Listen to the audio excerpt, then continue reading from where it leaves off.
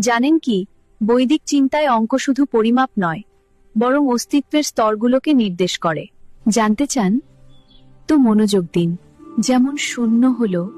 ব্রহ্মের প্রতীক, এক দিয়ে বোঝায় এক ঈশ্বর,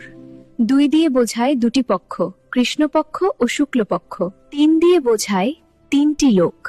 স্বর্গ, মর্ত্য ও পাতাল, চার দিয়ে বোঝায় চারটি বেদ,